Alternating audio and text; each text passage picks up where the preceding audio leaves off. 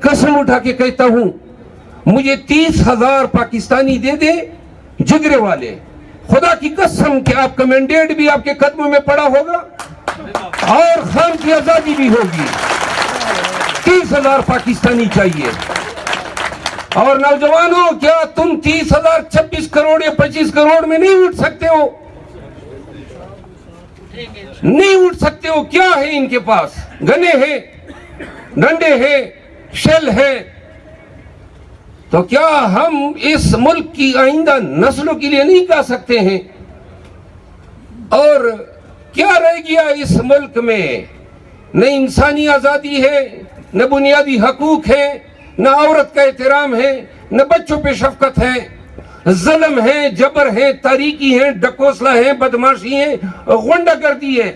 اور دین کہتا ہے، اسلام کہتا ہے کہ جہاں جبر ہو تو جابر کے آگے ڈٹ کے کھڑا ہونا جو ہے، یہ اسلام آپ کو کمانڈ کرتا ہے۔ یہ کیا ہو رہا ہے اس ملک میں؟ یہ سیاست ہے، اور یہ ریاست اس طرح ہوتی ہے، جس کو اٹھایا، مارا، پیٹا، کتنے گناونے اور گٹھیا روپ آپ نے اور ہم نے دیکھے اس ریاست کے۔ کس طرح ہمارے بھائیوں کو اغوا کیا، پریس کانفرنسز کرائی گئی، یہ لوگ کراتے رہے نا۔ تو لہذا اب بھی سرنگوؤں کے جینے سے بہتر ہے اللہ ہمیں اس زمین کا پیوندی بنا دے۔ اٹھنا ہوگا، اور ایسے اٹھنا ہوگا کہ وہ ڈرائیں یا گولیاں چلائیں تو ہم نے سینہ تان کے ان کے سامنے جانا ہے۔ انہوں نے کوئی راستہ اور چھوڑا ہی نہیں ہے۔ 30,000 پاکستانی جوان مجھے مل جائے، میں قسمان کہتا ہوں کہ اس ریاست کی بدماشی اس کے پیچھے راستے سے نکلے گی۔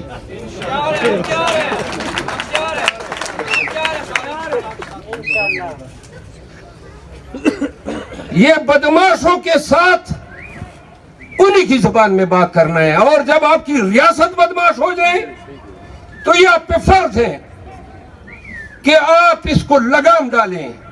یہ پاکستانیوں پہ فرض ہے۔ یہ کدھر پاکستان کو لے جا رہے ہیں؟ زرداری کو بادشاہ بنا دیا۔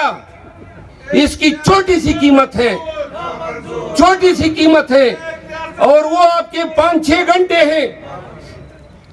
تو خواتین و حضرات اور وہ لوگ جو اس کیمرے کی آنکھ سے دیکھیں گے، کیا اپنے بچوں کی مستقبل کے لیے خان کس کی جنگ لڑ رہا ہے؟ کون سی ہماری؟ ہم تو اپنی زندگی گزار گئے۔ یہ ہمارے آنے والے بچوں کی جنگ ہے۔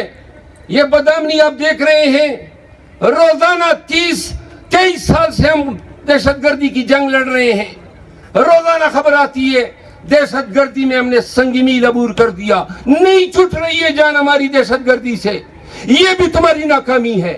سرحدوں پہ آگ لگی ہوئی ہے، قبائلی علاقوں میں ادھر طالبان ادھر فوج ہے، اور آپ لوگ مینڈیٹ کی چوری میں لگے ہیں۔ گنتی کے نام پہ آپ ہماری سیٹیں چھین رہے ہیں۔ یہ آپ نہ ایران کے ساتھ آپ کے تعلقات ہیں، نہ افغانستان کے ساتھ ہیں، نہ انڈیا کے ساتھ ہیں، چائنا کے ساتھ بغض بنا لیا۔ دنیا میں کون سا ایسا ملک ہے جس کے ساتھ آپ کی کوئی فارن پالیسی اچھی ہو؟ آپ کا سبز پاسپورٹ گرتے گرتے سب سے غیر مقبول پاسپورٹ بن چکا ہے۔ اس ملک کو کون بنائے گا جہاں ہمارے بچے بے خوف ہو کے جا سکے؟ میں اپنے ہی آپ کے پاس سیاسی استحکام آ ہی نہیں سکتا ہے۔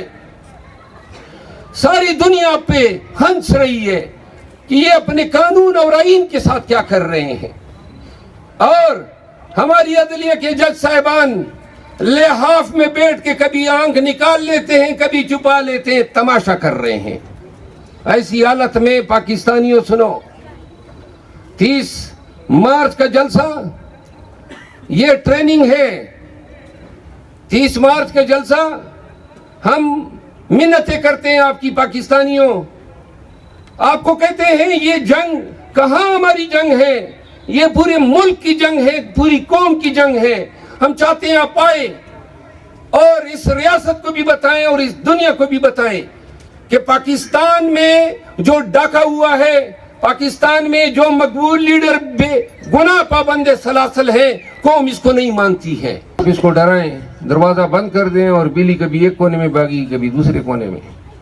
لیکن جب آپ کسی کونے میں اس کو گھیر لینا اور وہ پھر بلی کو جب پتہ چلے گا نا کہ کوئی راستہ نہیں ہے، اچانک دانت نکال کے پنجہ جاڑ کے آپ پہ جپٹ جائے گی. ہمیں بالکل دیوار کے ساتھ لگایا جا رہا ہے. یہ جو ہو رہا ہے، اخلاقیات، انسانیت، سیاست، جمہوریت، یہ دفن ہو چکی ہے. خان بدماشی کے زور پہ اندر ہیں اور آپ سے ہم سے مینڈیٹ زبردستی چھینا گیا ہے. کوئی قانون نہیں ہے، کوئی عدالتیں نہیں ہے، نری بدماشی ہے. اب عوام نے تو اپنا حق ادا کر دیا. صدی کا انقلاب لے آیا 8 فروری کو، جو مینڈیٹ دیا، اور ایسے انقلاب صدیوں میں شاید ایک بار آتے ہیں. اتنا باری مینڈیٹ پاکستان کی تاریخ میں کبھی کسی پارٹی کو نہیں پڑا ہے. اور ہمارے دیکھتے ہی دیکھتے ہمارا مینڈیٹ لے گئے. ایوان میں بیٹھا تھا جب یہ وزیر اعظم کا ووٹ لے کے وزیر اعظم بن گئے. وہ اجنبی افراد ہمارے ساتھ بیٹھے ہوتے ہیں جو ایم این ایز نہیں ہیں. اب حل کیا ہے؟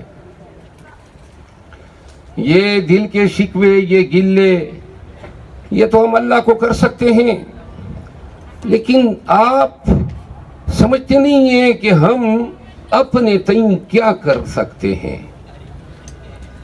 ہم نے خان کو اس وقت بھی ناکام کیا جب پنجاب میں ہم کمپین کے لیے نہیں نکل سکے. بھائی کیوں؟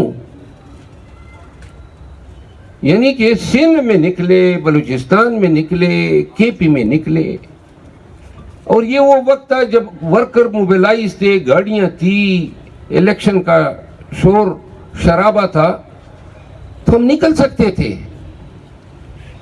کس چیز نے روکا؟